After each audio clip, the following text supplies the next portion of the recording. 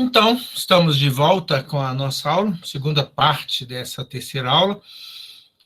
Antes de avançar, eu quero ver com vocês, né, sobretudo o Ariston e João Vitor, mas também você, Bruno, se ficou mais alguma questão da primeira parte que vocês gostariam que a gente esclarecesse?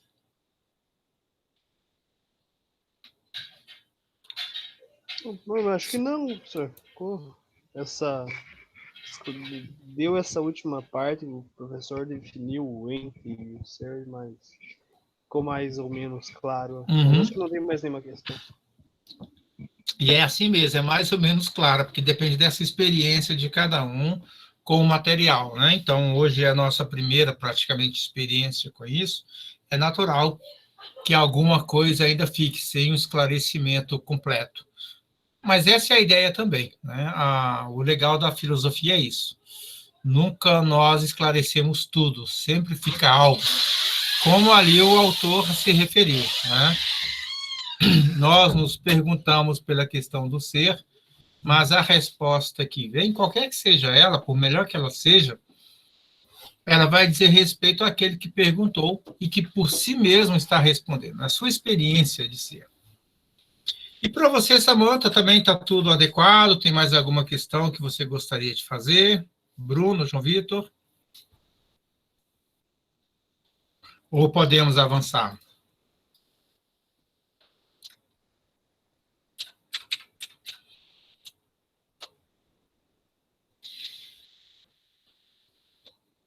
Perfeito, João Vitor. Aí nós estamos dando uma resposta a Kant, mas é o conceito de objetividade para ele, que tem a ver com aquilo que o Descartes, né, chamou de, só um minutinho, de realidade objetiva, né, aquele que o Descartes, perdão, aquele que o Duns Scoto chama de ser objetivo, o Descartes vai chamar de realidade objetiva, e o Kant vai chamar de objetividade. Perfeito. E aí, claro, a gente está partindo de Kant e voltando a esses autores falando que esse ser objetivo também ele é universal e necessário. Ainda que para Duns Scoto não fosse exatamente assim. Até porque lá a coisa está surgindo. Tá? Mas aquele é o ser representado, ou seja, é um mero ente. Tá? É o conceito do ente, vamos dizer assim. Ou a entidade, para a gente falar com Einstein. Tá? Vamos lá. Se mais alguém tiver alguma questão, pode fazer, tá? Pode não ser agora, pode ser depois. O importante é que uma questão está sempre ajudando a outra. Agora, então, nós vamos retomar o ponto que seria o da terceira aula, propriamente dita. Eu só tenho que encontrar lá aqui. Tá? Eu vou deixar esses outros aqui abertos. Aqui é o texto do Heidegger, que nós já lemos, não precisamos mais ler agora. Essa é a parte que eu iria ler, mas, na verdade, eu já explicitei para além do que está aqui. Então, quando vocês lerem, se surgir alguma dúvida, pode trazer, tá? Que a gente vai trabalhar junto. E chegamos, então, ao tópico de hoje. Tem umas pessoas mandando mensagem aqui, porque eu já confirmei alguns atendimentos para amanhã. Mas já para de chegar as mensagenzinhas aqui. Então, o nosso primeiro tópico, ou módulo, que é metafísica, ou antes, uma questão metafísica, perceba que nós, para responder a essa pergunta, nós nos fizemos outras duas. A pergunta pelo sentido de ser, que nós não necessariamente formulamos aqui, mas retomamos de Aristóteles, retomamos do Heidegger. E a segunda pergunta, que para Heidegger é uma questão metafísica por excelência, ou a questão metafísica por excelência. Porque há, em geral, o ente, e não antes o nada. Então, nós também trabalhamos com essa questão, nós não aprofundamos tanto ela, mas podemos voltar a ela a qualquer momento. Na leitura do texto do Heidegger, isso vai se dar. Hoje nós não faremos isso, talvez, pelo tempo, mas se não fizermos hoje, na semana que vem, vamos ler só o texto do Heidegger, aí todas as dúvidas que disserem respeito a ele, vocês poderão trazer, como podem trazer agora, né, como foi o caso do Ariston, e não importa quando, mas sempre que trouxerem, vamos estar trabalhando isso. Então, nessa 1h30 que falta, agora menos, né, nós avançamos um pouco mais na primeira aula, então nessa 1 hora aproximadamente que nos falta, nós vamos dar uma olhada nesse terceiro tópico. O que é a estrutura de uma questão metafísica? Nesse caso, eu vou ler algumas passagens aqui. E aí eu retomo com vocês. No encontro anterior, tratamos de uma questão metafísica específica, a saber, por que há o ente e não antes o nada? Hoje aprofundaremos a discussão iniciada no último encontro, de modo a esclarecer a estrutura da questão metafísica tomada em si mesma. Então, a gente vai voltar a essa pergunta, né, aqui na minha própria aula, no texto do Heidegger também. Então, essa é a terceira, o que significa que temos pelo menos mais uma, segundo aquilo que acordamos no início do semestre, na primeira aula. Quando falamos aqui de estrutura da questão metafísica, não estamos nos referindo à estrutura meramente lógico-formal, em que a questão é tomada em geral. Mas, antes disso, nos referimos à estrutura epistêmica, ou seja, a estrutura de pensamento na qual uma certa forma de pensar, Denkform no alemão, se estrutura. Eu continuo lendo, porque aí depois eu explicito com mais vagar. Se uma forma de pensar consiste propriamente na atividade mesma do pensar, ou antes, no pensar enquanto pensar ativo, uma estrutura de pensamento não pode ser senão o resultado dessa atividade, na medida em que ela pode ser reiterada ou reproduzida, e assim mostrar-se como elemento constitutivo das mais diversas formas de saber, em especial, e aqui, de modo prioritário, do saber científico. Aqui eu não estou separando ciência particular e ciência universal, tá? Houve uma época que o pensamento, na época dos modernos, distinguia entre ciência particular, que eram as ciências que chamamos hoje de particulares, química, física, biologia, história e assim por diante, e filosofia / metafísica, entendida como ciência universal. Bom, aqui por essa expressão saber científico, e na medida em que queremos falar da estrutura de pensamento, nós não separamos. Porque a estrutura de pensamento, que agora, João Vitor, vou entrar com outra noção aqui, complicadinha, não é meramente universal e objetivo. Ou seja, uma estrutura de pensamento não é algo abstrato, mas é algo abrangente e, ao mesmo tempo, singular. Abrangente, ela abrange todas as formas de pensar daquele tipo. E está presente em cada ato de pensar, na medida em que nós pensamos sempre conforme uma certa estrutura. Mas essa estrutura, portanto, não é geral, não é formal, não é lógico-formal, ou seja, não é abstrata. Tá? Vamos lá.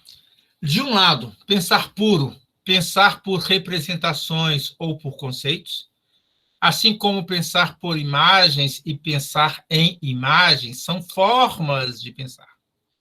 e de outro, intuição abstrativa, representação, conceito, imagens, etc., são estruturas de pensamento, ou antes, estruturas do pensar, as quais o pensar, produz para si enquanto pensa.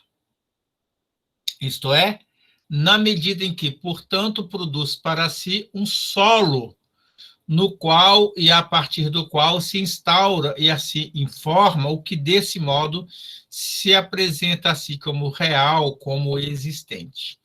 Isso, de um lado, naquele primeiro sentido usado pelo Ariston, de existente, de existencial, mas também no segundo sentido daquele do Heidegger, tá? Como nós falamos aqui. Por quê? Porque uma estrutura de pensamento cobre tanto formas abstratas, né, a representação, o conceito, como outros tipos de formas, que nesse caso não são abstratas. Por exemplo, a intuição abstrativa, que é uma noção dos antigos. Platão, Aristóteles, Tomás de Aquino, tá? E que, na medida do possível, quando falarmos desses autores, nós vamos voltar a essa noção aqui e vamos explicá-la melhor. Imagens. As imagens têm a ver com certas estruturas de pensamento, têm a ver com uma certa forma de pensamento que existiu na época dos gregos e que hoje está voltando a existir. Isto é, está voltando a tomar um lugar relevante no pensamento. Na época dos gregos, nós tínhamos um pensar em imagens, Protágoras, Platão, Aristóteles. Depois, nós passamos por um certo pensar por imagens, por exemplo, Santo Agostinho, de certa maneira, e outros. E depois, um pensar por representações, Duns Scoto, por conceitos, os modernos, tá? Quer dizer, Duns Scoto e os modernos. Em todo caso, isso não é claro porque, em cada época, a forma de pensamento mais usual, a forma de pensamento existente, ela se sobrepõe às outras. Então, é como se no nosso pensamento atual, não digo atual mais, né? Para mim esse pensamento está morrendo, mas no pensamento por representação, por conceito, é como se essa forma de pensar se sobrepusesse às anteriores.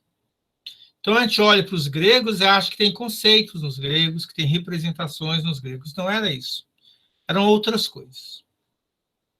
Que, aos poucos, alguns autores estão trabalhando isso. Muito a partir do Muraut. Tá?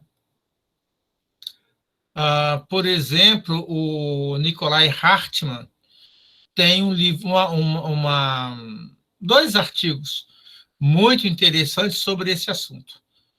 Depois eu posso passar para vocês. Bom, o que isso importa para nós aqui? Importa que as formas de pensar têm a ver com esses lugares no tempo e no espaço em que essas formas de pensar, se exprimem mediante certas estruturas de pensamento. Então, eu leio mais um fragmento aqui. Formas de pensar e estruturas de pensamento são passíveis de determinação no âmbito da história, tanto ao nível hermenêutico, na medida em que se mostram, respectivamente, como produção, apreensão e reiteração do horizonte de sentido em tal ou tal época, para todas as épocas em geral ou para uma época em particular, quanto ao nível historiográfico, quando podem ser efetivamente localizadas e, assim, isoladas e verificadas sob um determinado quadro teórico. Aqui um quadro referencial. Devemos a André de Muraut a introdução e, em consequência, a análise das estruturas de pensamento. entendidas como elemento operante no âmbito da história da filosofia, isso para o Muralt, como tema e problema próprio da unidade das ciências contemporâneas. Isso está lá no Muralt. Desse modo, compreendidas como um fato de experiência verificável em qualquer momento, as estruturas de pensamento impõem-se desde Aristóteles como questões primeiras, as quais não podem ser deixadas de lado no que diz respeito às exigências de inteligibilidade do ser e do fazer humanos em geral e do fazer científico em especial. Então, isso aqui é uma retomada das minhas questões de teoria do conhecimento aqui na metafísica. Antes eu estava trabalhando com isso em separado, agora estou trabalhando com isso junto, tá? As estruturas de pensamento nas ciências conferem a estas, epistemologicamente, no dizer de Muralt, um valor filosófico. Para Muralt, há no coração de cada obra de pensamento uma estrutura teórica que a organiza e lhe confere seu modo próprio de inteligibilidade. Se estas estruturas se fazem sistema, cabe a possibilidade de conceber a unidade das obras de pensamento humano e, principalmente, de suas disciplinas de conhecimento científico e filosófico. Então, aqui eu continuo um comentário, não vou ler esse comentário meu, mas eu falo da noção de episteme, ou seja, que essas estruturas se mostram plausíveis no âmbito de uma episteme, ou que com elas nós identificamos uma certa episteme, um certo regime epistêmico da cientificidade, um regime epistêmico da inteligibilidade. E aquilo que vem à tona nas nossas falas, aqui no plural, indica justamente isso a partir do momento em que nós determinamos essas estruturas nas formas, seja do fazer, seja do ser, seja do agir nas nossas épocas. Aqui tem outro comentário meu, que eu estou aqui comentando Foucault, a noção de episteme no Foucault, isso eu vou pular pela questão do tempo, tá? Depois, a noção de dispositivo, que vai ser trabalhada pelo Deleuze e Guattari no Antiédipo, que faltou um ezinho aqui. E, finalmente, alguns outros elementos que surgem aqui, mas que também agora a gente não vai trabalhar, que é as chamadas positividades, né, que o Foucault também trabalha. E também o próprio Foucault usa a expressão estrutura de pensamento, isso é muito legal. Mas que, no meu caso, eu vou me limitar a esse termo, e com esse termo, não apenas palavra, mas termo mesmo, eu quero dar conta dessas situações aqui, da noção de episteme, a partir do Foucault, mas também dessas noções de dispositivo, não no sentido de Deleuze e Guattari, né, mas no sentido aqui trazida para o âmbito de uma teoria das epistemes, que toma lugar, né, que se funde nisso que eu estou chamando de estruturas de pensamento. Aqui, né, seguindo exatamente a tematização do Muralt, tá? Essas estruturas, talvez valha a pena eu dizer aqui, elas são concebidas desse modo na medida em que elas são recorrentes. E justamente porque sendo recorrentes, elas podem ser analisadas segundo o regime que elas próprias se dão e os paradigmas ou exemplos sobre os quais elas se manifestam. Eu não vou aprofundar nesses tópicos aqui, não é o caso de fazer isso nesse curso, mas é algo que, em algum momento, a gente pode discutir, vocês querendo. Bom, esse material eu vou passar para vocês, né, não vai ser agora, mas eu vou fazer alguma retificação, e até o final de semana eu vou estar enviando para vocês. Mas, quanto à noção de pensamento, tal como eu estou trabalhando e quero trabalhar, eu a defino como a estrutura de pensamento, perdão, a episteme, né? Eu a defino como a estrutura de pensamento a mais abrangente, que, enquanto tal, determina o modo próprio de investigação científica em um tempo ou época determinados, na medida em que, como elemento estruturante concreto, ou seja, ele não é abstrato, nós não ficamos escolhendo a que estrutura de pensamento eu vou usar. A gente não faz isso. A gente usa aquela que está à mão, aquela que tem a ver com o nosso tempo. Tá? O elemento estruturante concreto comum se faz presente em todos os casos singulares. Logo, tanto no conhecimento teórico, quanto no prático e no poético, aqui o conhecimento produtivo. Isso está de acordo com a concepção de Foucault.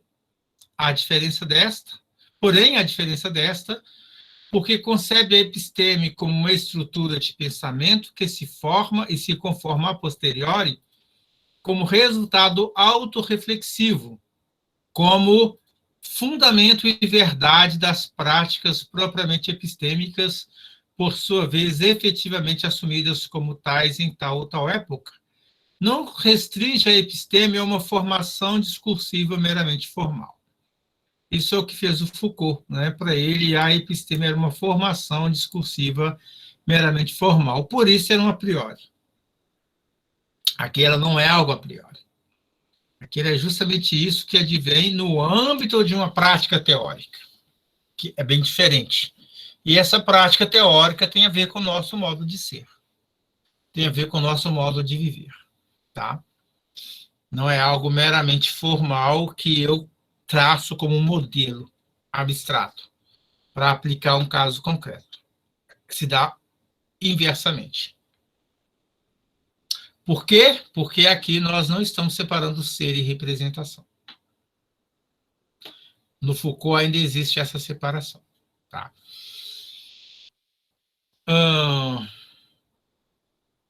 Antes disso, a compreende como processo mesmo da autocompreensão, resultante do modo de viver ou de ser, que se volta sobre si e que assim se compreende como tal. Logo, a estrutura de pensamento é o único elemento capaz de formar ou conformar uma episteme, apresentar uma forma ou estrutura perfeitamente determinada e suficientemente abrangente, conseguindo, pois, abranger todas as formas e estruturas particulares nas quais ela se manifesta. Não é senão o ser mesmo, o conteúdo em cada caso em questão, assim como, de modo mais rigoroso, seu automovimento interior. Aquilo que lá em Aristóteles foi chamado de a forma em ato do ser.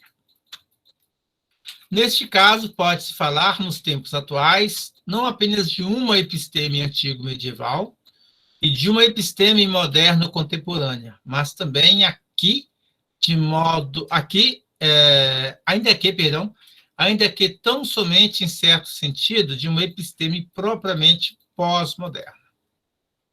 Essa, no presente contexto, nada tem a ver com o chamado pensamento pós-metafísico, mas, ao contrário, a partir das instâncias consideradas pós-modernas, assume a própria metafísica enquanto tal, a metafísica naquele sentido que nós definimos com Heidegger. Em vista disso, no que tange à história da filosofia, pode-se falar de pelo menos 3 epistemes fundamentais, as quais se perfazem em diversos paradigmas epistêmicos, que, por sua vez, retomam e desenvolvem a episteme na qual se fundam, determinando-a segundo tais ou tais modelos. Por conseguinte, nos dias de hoje, pode-se falar de uma episteme antigo-medieval, de uma episteme moderno-contemporânea e de uma episteme pós-moderna.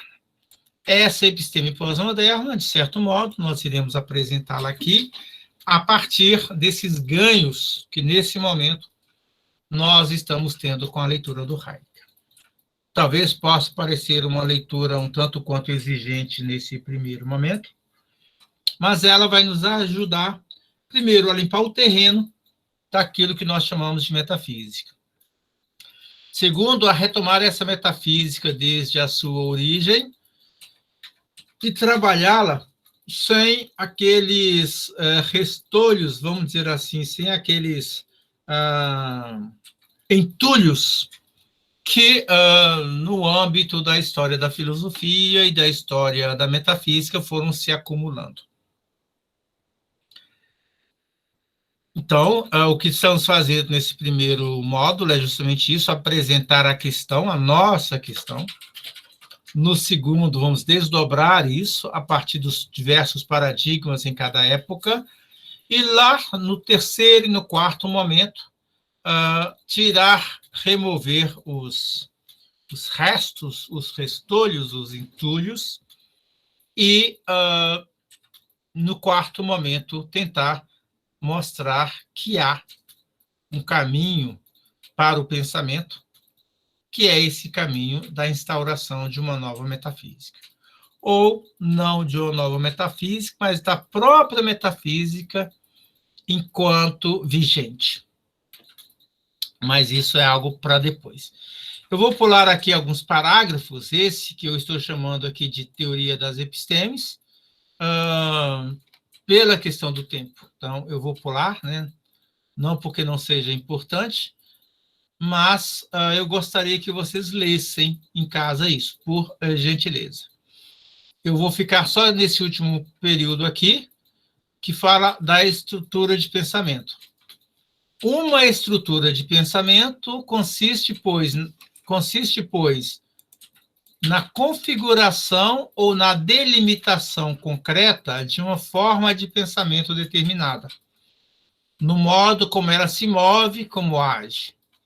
Consiste, pois, numa exemplificação desta, segundo cada caso sobre o qual ela se manifesta, ou sobre o qual sua atividade se torna perceptível. Então, nós trazemos para o âmbito concreto da vida, do pensamento, isso que estamos chamando de estrutura de pensamento. Esses paradigmas, eu vou deixar para vocês lerem, não conseguimos entrar neles aqui pela questão do nosso tempo, tá? E, ao final, vamos retomar a Heidegger, retornar a Heidegger. Deixa eu ver se eu tenho aqui o material ou se não está nesse.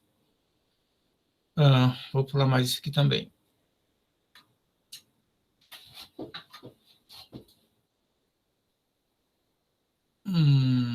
Tá, estou chegando lá.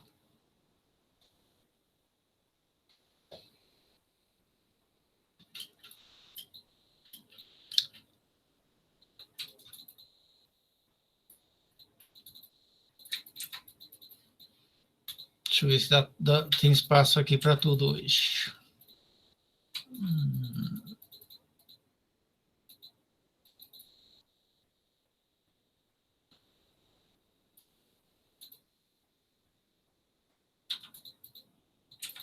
Não, nesse aqui eu não cheguei a falar. Eu não cheguei a falar, não. Mas dá para ler aqui. Esse daqui.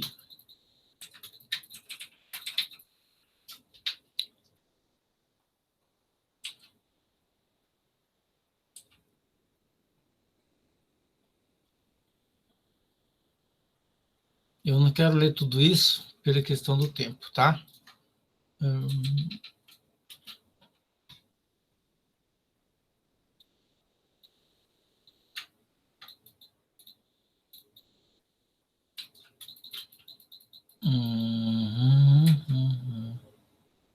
Não, vou ler essas coisas não. Vou ler só o final. Há que se observar, neste ponto, o estado de inacabamento. Não, isso aqui não, perdão. Isso aqui não, isso é outra coisa.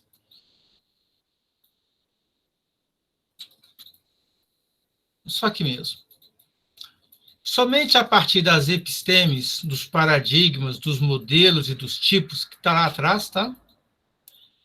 Que em cada caso se impõe como objeto de uma consideração epistêmica em torno de qualquer ciência em geral e da metafísica em especial. Então, aqui nós estamos fundando uma certa forma de falar da metafísica, dessa nova metafísica, em especial, mas também da própria metafísica em geral. É que se pode seriamente pôr em questão, por exemplo, o problema desta última enquanto ciência rigorosa. Porque o que é metafísica? Era aquela pergunta inicial do Heidegger. O que é metafísica? O Heidegger disse, eu não vou falar aqui o que é metafísica. Não vou dar esperança de que vou falar de metafísica. Mas vou falar de uma certa questão metafísica. E ele fala de uma certa questão metafísica, mas de um modo que não é metafísico no sentido da metafísica tradicional. E nem da metafísica antiga, que eu chamo de metafísica clássica. Mas é de um modo novo. Que modo novo é esse? É esse modo novo que hoje nós tematizamos. Lá, na introdução a que é metafísica, e aqui, nesse material, falando de teoria das epistemes. Tá?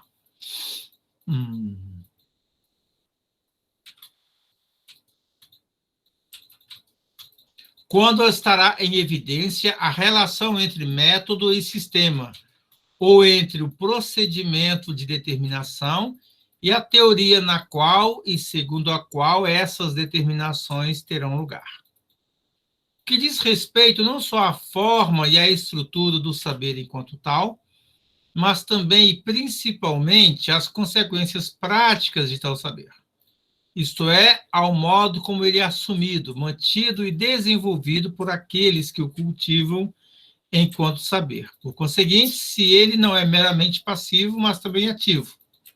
Se não se limita ao modo de conhecer, nesse sentido é passivo, mas avança e se perfaz como modo de ser. Passivo aqui no sentido de é contemplativo. Ou seja, como modo de vida.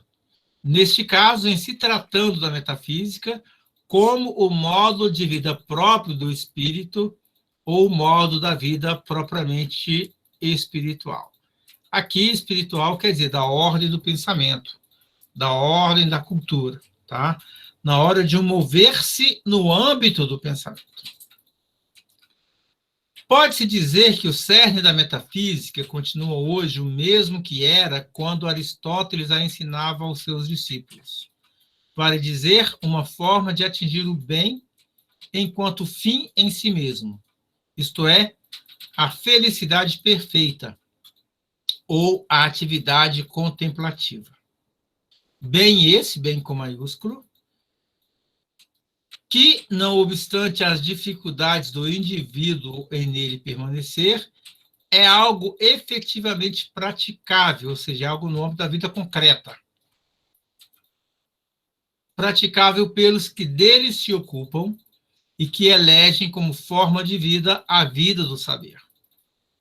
O mesmo se diga sobre o ponto de vista de Hegel, para quem tudo que é humano porque e só porque se efetua por meio do pensar, sendo a filosofia, mais propriamente a metafísica, um modo peculiar de pensar, uma maneira pela qual o pensar se torna conhecer e conhecer conceituante. Aqui, esse conhecer conceituante não é o conceito meramente abstrato, mas é o conceito vivido, tá? É o conceito pensado, é o conceito vivenciado, embora essa palavra seja um tanto quanto estranha. e, por isso, capaz de conceber a si mesmo enquanto pensar. Este que é, a um tempo, conceber conceituante e pensar ativo.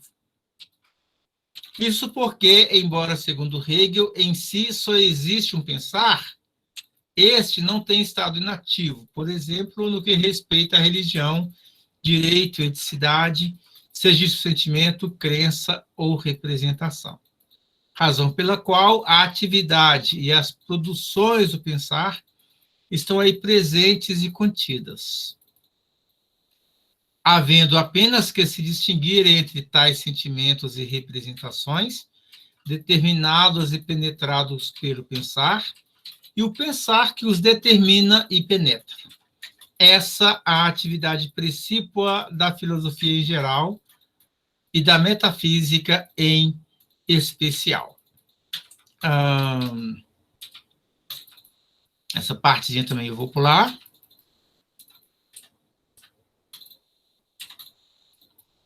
Em vista disso, discutiremos também os paradigmas fundamentais da metafísica até então efetivos. Bem entendido, aqueles que figuram nos quadros das duas epistemes já desenvolvidas ou realizadas, a antiga e medieval e a moderna e contemporânea, assim como os problemas de integridade estrutural que os acometeram e as críticas que, por isso, os mesmos receberam nos últimos séculos, razão pela qual também discutiremos a sobrevivência de tais epistemes e paradigmas nas tentativas atuais e a emergência de uma enciclopédia metafísica, que, como tal, assume para si a mediação das epistemes e dos paradigmas referidos à luz das exigências do presente. Aqui faltou duas coisinhas básicas. Mostrar que aquela pergunta do Heidegger, porque há em geral o ente e não antes o nada, e o próprio tema dessa aula, se vocês observarem, aqui está escrito rascunho. Tá? Então, essa aula não está completamente terminada. Tá? Então, faltam algumas coisinhas aqui. Mas foi aqui que eu abri. Né? O que falta aqui? Falta colocar justamente isso que eu falei hoje. Esse aporte do Heidegger numa transformação da metafísica, mas uma transformação da metafísica enquanto aquilo que permanece depois da superação da metafísica. Por conseguinte, depois da metafísica tradicional e depois da metafísica clássica.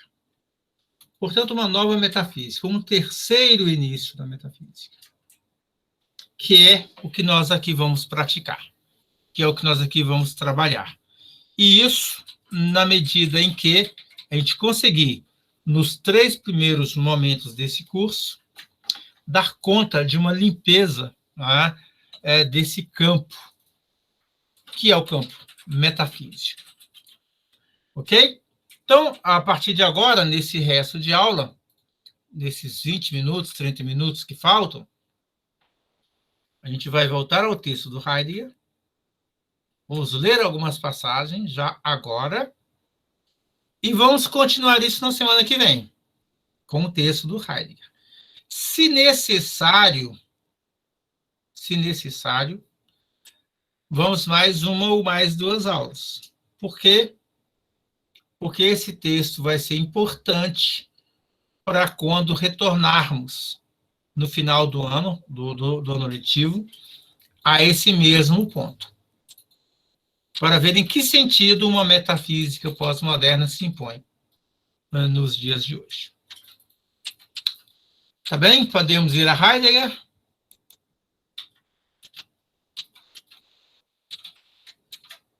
É isso aqui, né?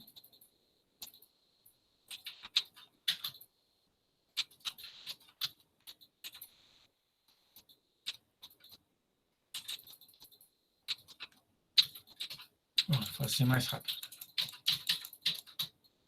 Então, o tipo de leitura que nós vamos fazer aqui, primeiramente da preleção, diz respeito à questão por que há antes, por que há em geral o ente e não antes o nada? Então, é isso que nós vamos fazer aqui. Como nós já lemos esse primeiro ponto, nós vamos pular. Vamos começar aqui. O desenvolvimento de uma questão metafísica. Esse meu computador está um pouco bichado, ao que parece, ou a minha internet. Eu tenho que ficar fazendo isso aqui para ele voltar. Bom, vocês vão ver aqui que tem algumas ligações aqui já com o meu texto lá em cima, né? Mundos às avessas, etc. E por que ali eu terminei com Hegel na minha aula e não aprofundei para Heidegger? Porque ficou incompleta a aula, né? Justamente falta concluir aquilo. A gente vai terminar com Heidegger falando dessa questão, da estrutura da questão metafísica, que, portanto, isso implica numa certa vivência da metafísica, numa implicação daquele que pergunta, na pergunta metafísica propriamente dita. Se aquele que pergunta não se implica, nós não temos uma interrogação metafísica válida. Com isso, nós estamos retornando ou retomando, de algum modo, a experiência grega do filosofar, da filosofia como modo de vida. Então, para a gente avançar, eu pediria a algum de vocês, agora eu não estou vendo aqui quantos estão presentes, se poderia ler para nós. Eu quero ler esse primeiro ponto, o desenvolvimento de uma interrogação metafísica, que é o segundo ponto, né? É o desdobramento da interrogação, da pergunta propriamente dita, da questão propriamente dita. Então, nesse momento, já estamos dando mais um passo, falando do desdobramento. Logo depois, falaremos da elaboração. Eu creio que hoje não será possível falar da resposta, mas, pelo menos, da interrogação, eu acredito que é possível, e talvez chegar até a elaboração da questão. Então, se alguém puder ler para nós os próximos parágrafos, eu já leio sobre quem está escrevendo. Espera aí. Deixa eu ver aqui. Só você, Bruno? Sem problema. Você consegue ler? Ou você está sem microfone, né? Tá. Eu leio, sem problema, tá? De qualquer modo, a aula tem que ser gravada mesmo. Qualquer coisa, deixa eu ver aqui. Não, esse aqui é o João Vitor, que fez as observações. Mas, como ele próprio não está mais, vou deixar para depois. Vamos lá. Então, vamos retornar ao texto propriamente dito. Sim, pode fazer.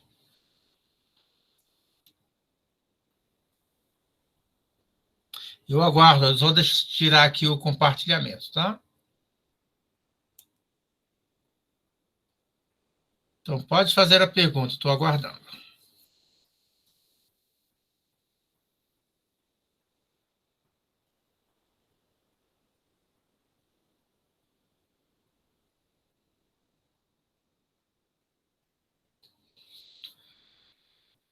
Então,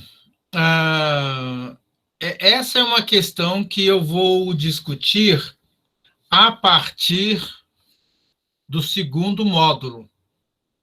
Por quê? Porque o Heidegger, a crítica que ele faz à metafísica tradicional, tem a ver com aquilo que ele chamou de ontoteologia. A ontoteologia é aquela metafísica que parte do ente em geral, portanto, de uma metafísica que se torna ontologia, Mas a ontologia é apenas no seu início. Ela tem como ponto de partida uma ontologia, mas se conclui numa teologia. Então, essa metafísica é uma ontoteologia. Ela é ontoteológica. Lógica aqui no sentido da lógica abstrata, da lógica formal, que, portanto, assumem a ontologia como apenas uma teoria geral do ser, e por teoria geral significa teoria abstrata, e a teologia como uma ciência também abstrata do ente supremo. Bom, esse é o tipo de metafísica fundada pelo Duns Scoto. Isso é a metafísica do segundo início. Antes de Duns Scoto, nós não tínhamos isso. Em Tomás de Aquino, necessariamente, nós não temos isso.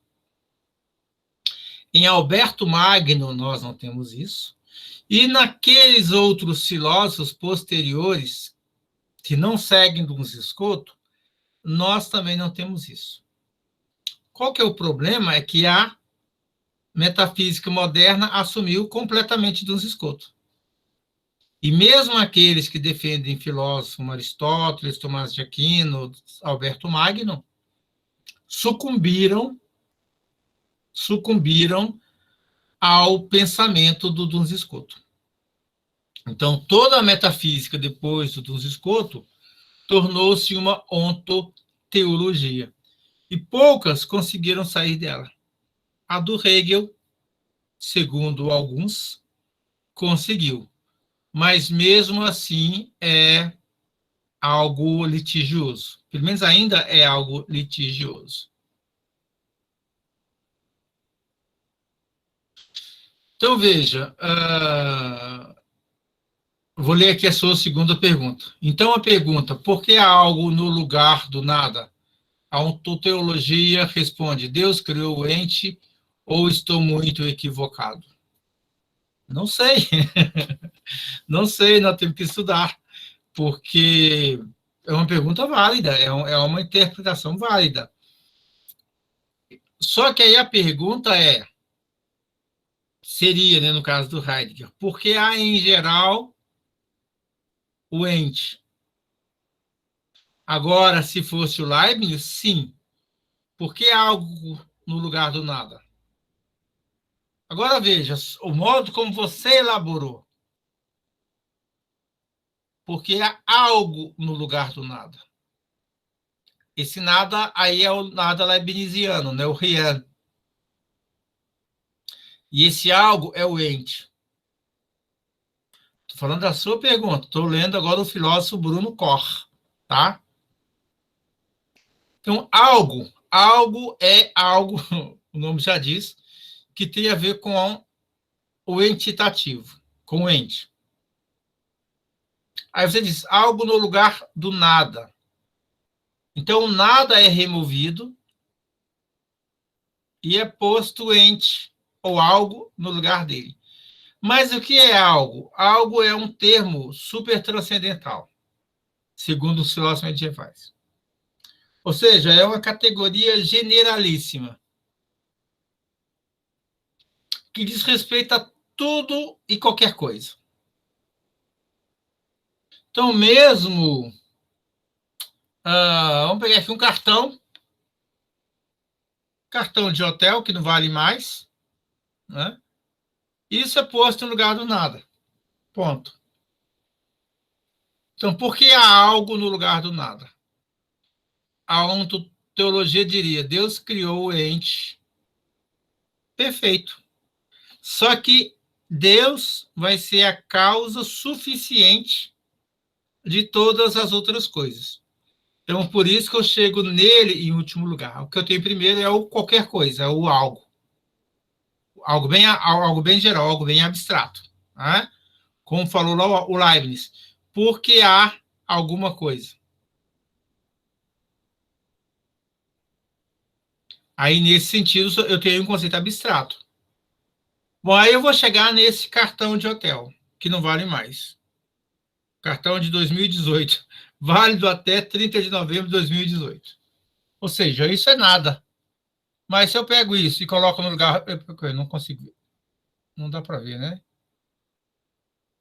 Se eu pego isso e coloco no lugar do nada, isso vai ser alguma coisa. Ou alguma coisa do Leibniz. Bom, quem me dá condição disso? Qual que é a razão suficiente disso que eu estou fazendo? Perdão, disso que eu estou fazendo, não. Disso. Desse algo que foi posto no lugar de nada. Deus. Pronto. Está resolvido. Perfeita a sua pergunta. E perfeita a sua resposta. Porque Deus vai ser causa suficiente de tudo. Tá? Então, você não está equivocado. Compreendeu plenamente. E seria legal que todo mundo estivesse aqui para ajudar a gente nessa discussão, porque foi magnífica a sua pergunta. Porém, o pessoal vai nos assistir. E aí vai ter questões, tá? E vamos ver depois essas questões e vamos trabalhá-las.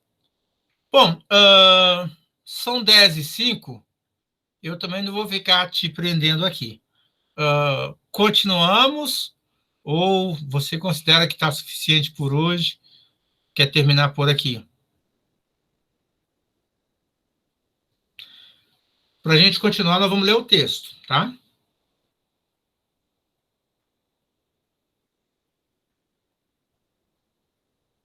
Então, beleza, eu vou compartilhar aqui de novo, e aí você chama, faz um barulhinho, né? Aí eu respondo a questão. Vamos lá. Então, eu mesmo vou ler, tá? Considerada sob o ponto de vista do são entendimento humano, é a filosofia, nas palavras de Hegel, o mundo às avessas. O Heidegger está citando aqui o Hegel da fenomenologia do espírito, onde o Hegel, ao falar do entendimento, vai falar exatamente isso. É por isso que a peculiaridade do que empreendemos requer uma caracterização prévia. Esta surge de uma dupla característica da pergunta metafísica. Então, aquilo que nós já falamos nas aulas anteriores, nós vamos confirmar agora com a leitura do texto do Heidegger. De um lado, toda questão metafísica abarca sempre a totalidade da problemática metafísica. Ou seja, qualquer pergunta que nós fizermos, desde que uma pergunta metafísica, ela irá abarcar a totalidade da problemática metafísica, ou seja, tudo aquilo que, de algum modo, encerra-se na metafísica, isso é, de algum modo, ali naquela questão abarcado. Ela é a própria totalidade. De outro, toda questão metafísica somente pode ser formulada de tal modo que aquele que interroga, enquanto tal, esteja implicado, que eu acabei de falar, esteja implicado na questão. Isto é, seja problematizado. Daí tomamos a indicação seguinte. A interrogação metafísica deve desenvolver-se na totalidade e na situação fundamental da existência que interroga. Nossa existência, na comunidade de pesquisadores, professores e estudantes, é determinada pela ciência. Então, aqui eu não vou comentar, Bruno, porque basicamente é o que nós falamos antes.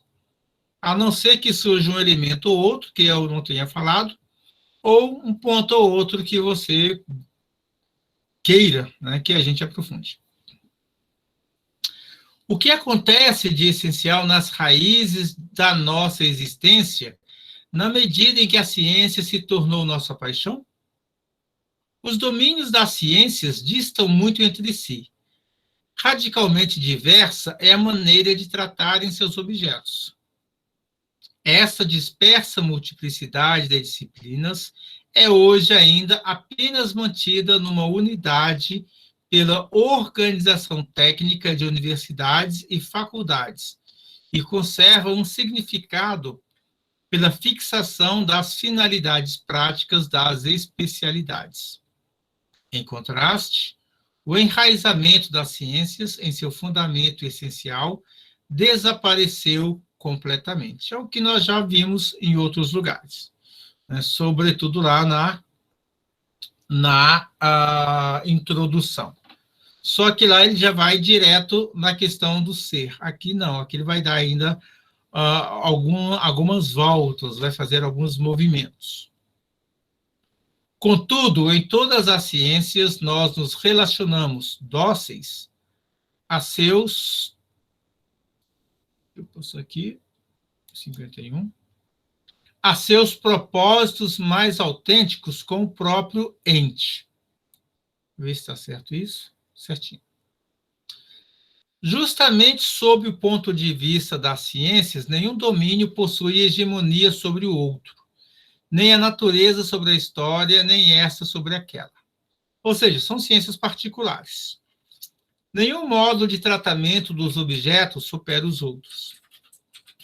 Os conhecimentos matemáticos não são mais rigorosos que os filológicos históricos.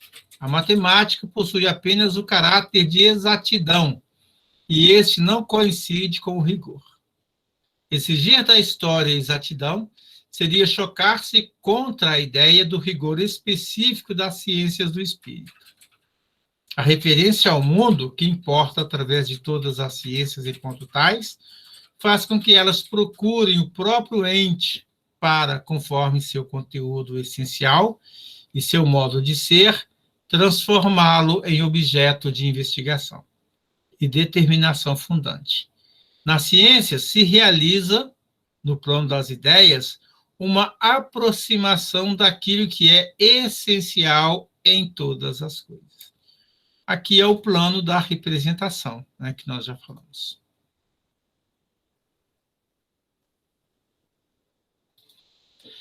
Esta privilegiada referência de mundo ao próprio ente, então a ciência só pensa o ente. Percebe aqui? É sustentada e conduzida por um comportamento da existência humana livremente escolhido. Também a atividade pré- e extracientífica do homem possui um determinado comportamento para com o ente. A ciência, porém, se caracteriza pelo fato de dar, de um modo que lhe é próprio, expressa e unicamente a própria coisa, a primeira e última palavra. É tão objetiva no sentido de uns escoto, em tão objetiva maneira de perguntar, determinar e fundar o ente, se realiza uma submissão peculiarmente limitada ao próprio ente, para que este realmente se manifeste. Este pôr-se a serviço da pesquisa e do ensino se constitui em fundamento da possibilidade de um comando próprio, ainda que delimitado na totalidade da existência humana.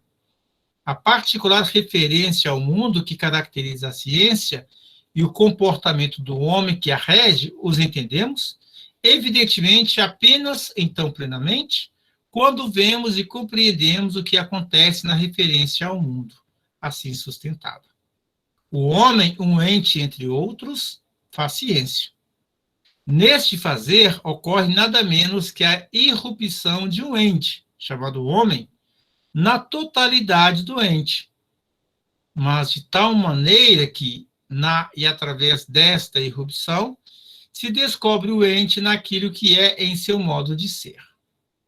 Então, veja aquilo que falamos no início da aula.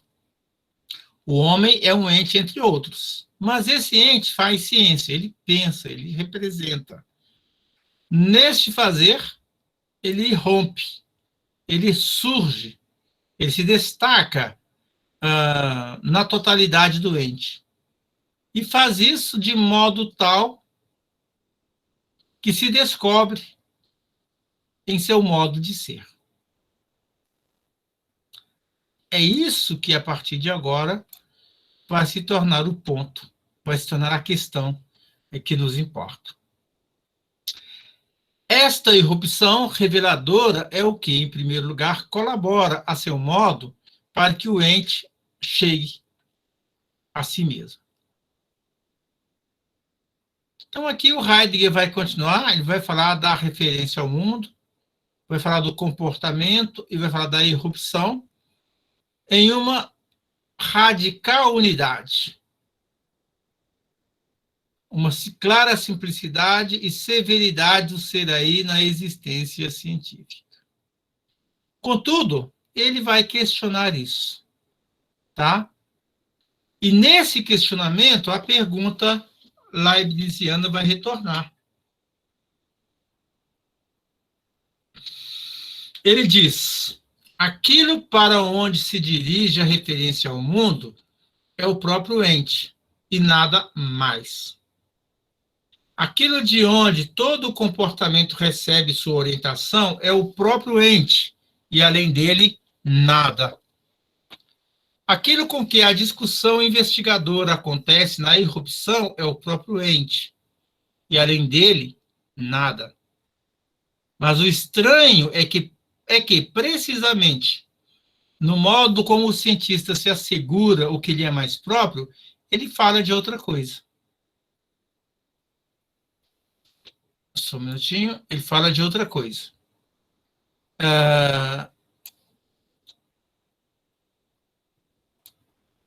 Pesquisado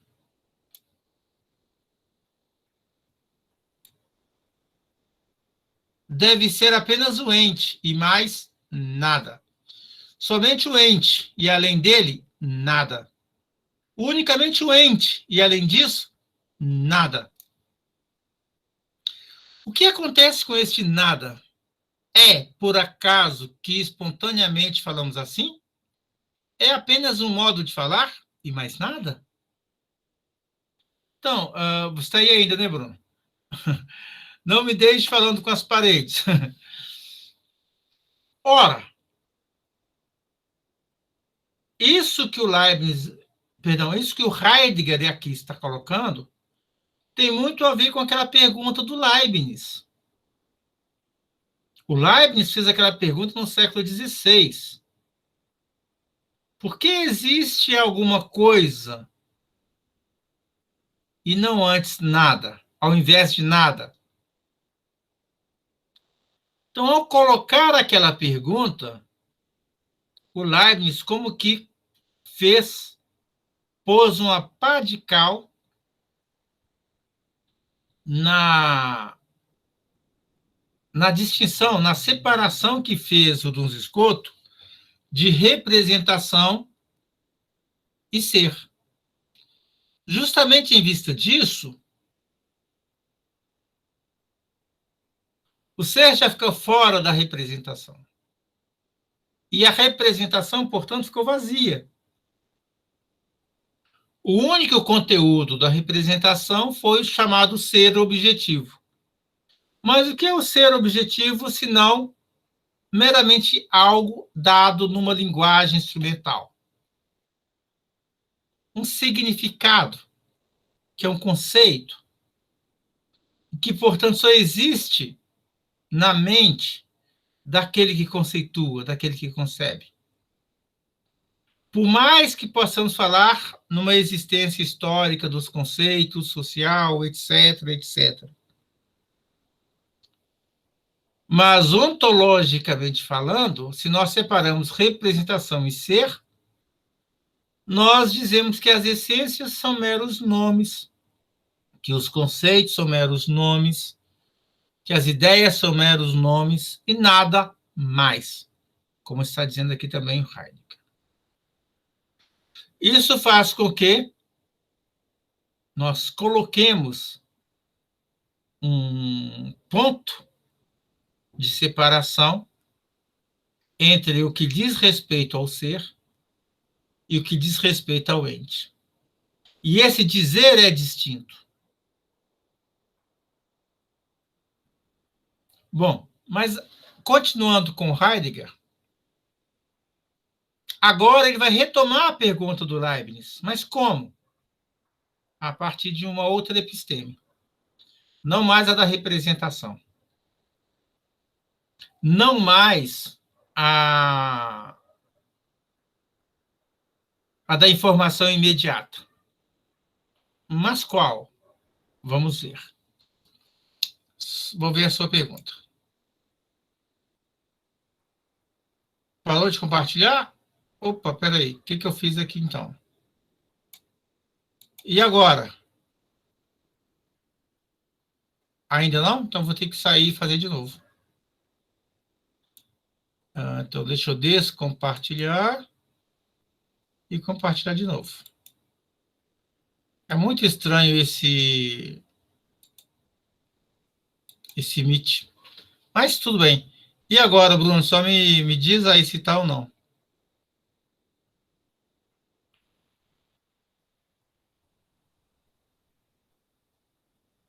Bom, eu vou continuar lendo aqui, tá?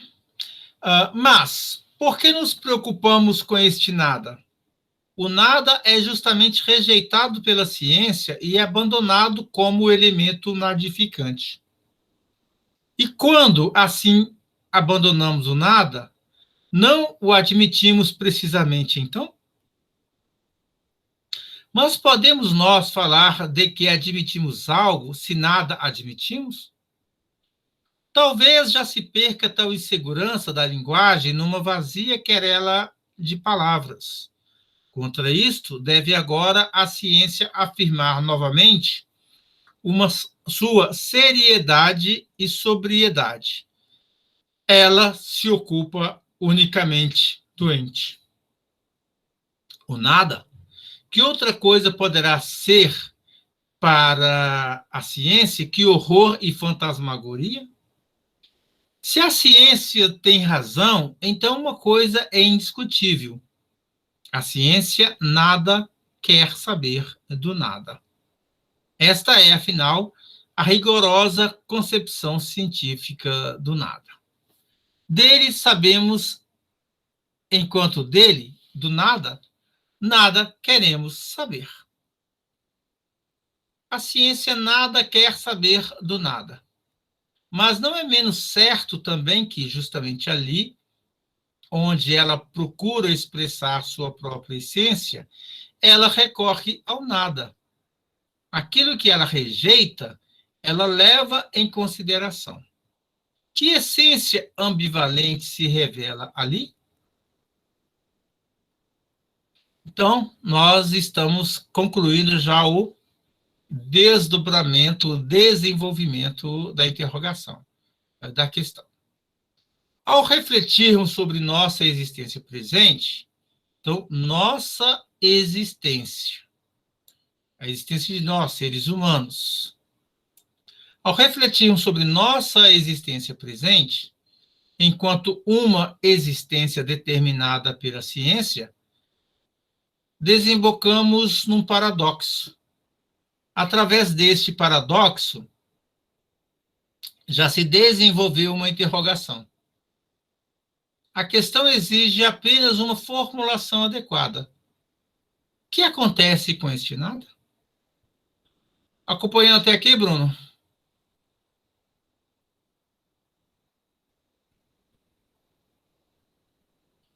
Eu vou parar por aqui, porque nós já lemos o primeiro bloco, estou satisfeito.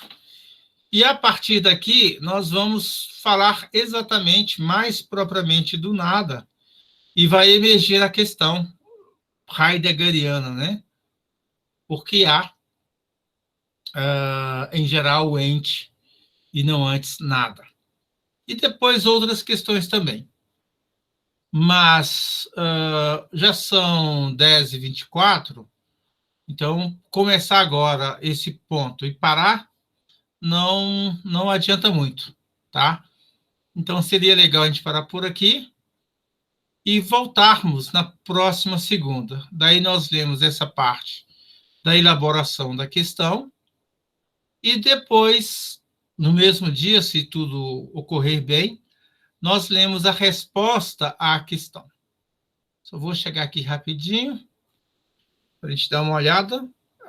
Então, aqui nós estamos na elaboração da questão.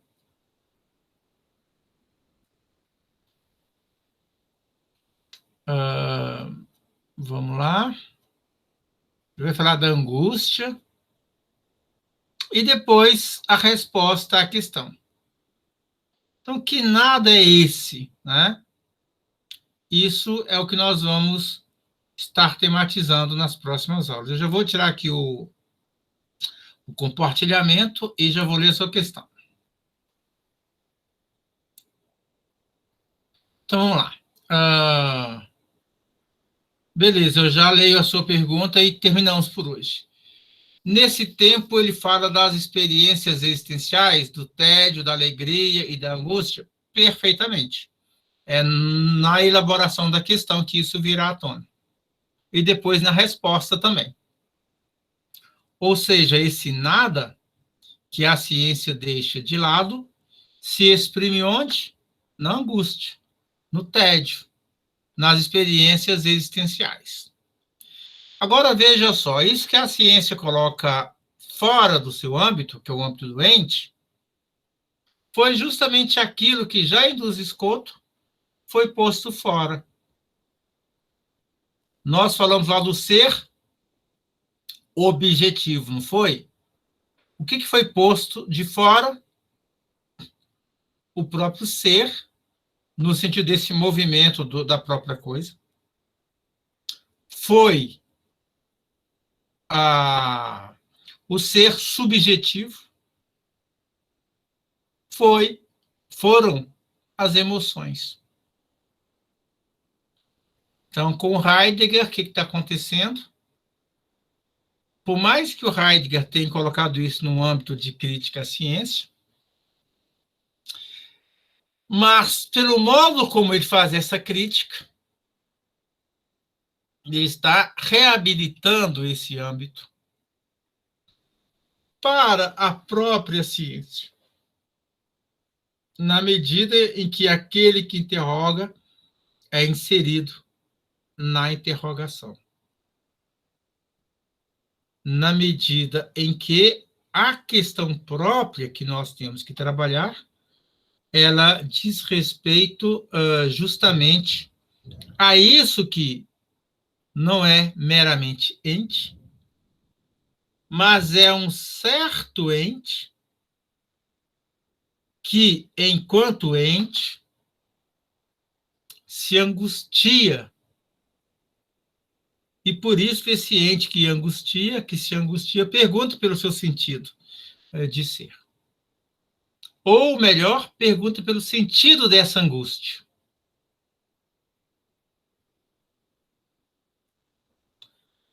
Tá claro? Ou agora eu dei uma embolada nas coisas? Mas se está embolado, a gente vai desembolar na próxima aula. Tá legal? Perfeito, então. Então, vamos terminando por aqui hoje. Eu vou terminar a gravação e finalizamos. Agradeço a você, Bruno. Agradeço aos meninos que estiveram até agora há pouco, as meninas. Não lembro o nome de todo mundo, então eu não vou citar agora. Né? E também aqueles que vão estar acompanhando, aqueles que estão acompanhando via a gravação. Eu espero que tenham chegado até o final e que essa aula de hoje sirva como um guia para as próximas. Então, é importante que todos possam ler e ver essa aula até o final, e se estão me ouvindo, fizeram isso, muito bem, porque ela vai ser o guia, vai ser a nossa orientação para as próximas discussões. Então, muito obrigado e até lá.